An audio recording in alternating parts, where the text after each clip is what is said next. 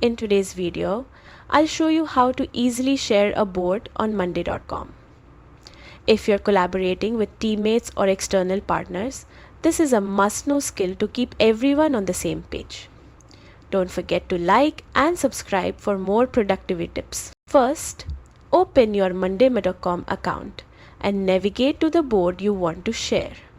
Make sure it's the correct board to avoid sharing unintended information. Next, look at the top of the screen for 3 horizontal dots, also called the More Options menu. Click on it and select Share View from the drop-down. This opens the process for generating a shareable link. Now click the Start button to proceed.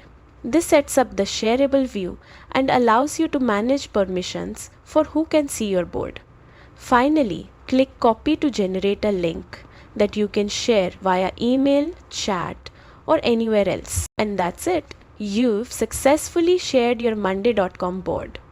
Using this feature helps improve communication and collaboration across your team, making project management smoother and more efficient. Thanks for watching and happy sharing.